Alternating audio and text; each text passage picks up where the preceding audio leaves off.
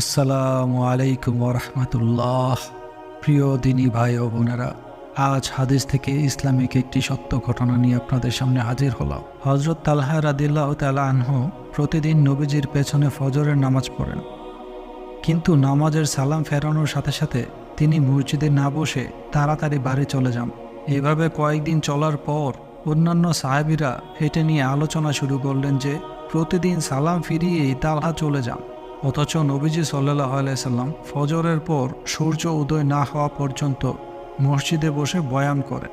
এক পর্যায়ে এই কথা নবীজির কানে পৌঁছালো। নবীজি সাহাবীদের বললেন, আগামীকাল ফজরের নামাজ শেষে তালহা যেন আমার সাথে দেখা করে। পরের দিন নামাজে আসলে তালহাকে একথা জানিয়ে দেওয়া হলো। ফজরের নামাজ শেষ, তালহা বসে আছেন নবীজির সাথে দেখা করার জন্য। এক পর্যায়ে নবীজি তালহাকে ডাকলেন। নবীজি অতি মোলায়েম কণ্ঠে তালহাকে বললেন, তালহা, আমি কি তোমাকে কোনো কষ্ট দিয়েছি? আমি কি তোমার কোনো হক নষ্ট করেছি?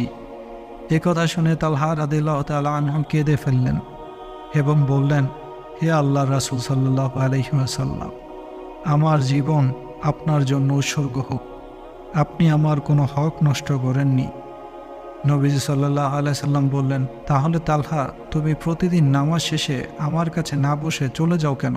তালহা রাদিয়াল্লাহু তাআলা আনহু কেঁদে কেঁদে বললেন, ইয়া রাসূলুল্লাহ সাল্লাল্লাহু আলাইহি ওয়াসাল্লাম, আমার এবং আমার স্ত্রীর সতর ঢাকার জন্য একটি মাত্র জামা আছে, যেটা পরে আমি যখন নামাজ পড়ি তখন আমার স্ত্রী উলঙ্গ থাকেন।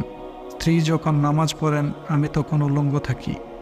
এক্ষেত্রে ফজরের নামাজের সময় একটু অসুবিধা হয়ে যায়। ইয়া রাসূলুল্লাহ, ফজরের নামাজে আসার সময় আমি আমার স্ত্রীকে একটা গুহায় রেখে আসি। এমত অবস্থায় আমি যদি নামাজ শেষে এখানে বসে থাকি তাহলে তো আমার স্ত্রীর নামাজটাও কাজা হয়ে যাবে। ইয়া আল্লাহর রাসূল, এই জন্য আমি নামাজ শেষে দৌড়ে চলে যাই। তালহা রাদিয়াল্লাহু তাআলা আনহুর কথা শুনে রাসূল সাল্লাল্লাহু আলাইহি সাল্লাম দরদর করে কেঁদে ফেললেন।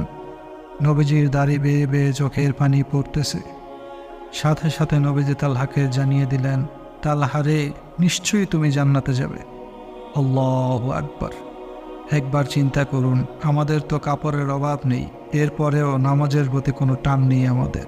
হে আল্লাহ, আপনি আমাদের সকলকে নামাজ পড়ার তৌফিক দান করুন। আমিন।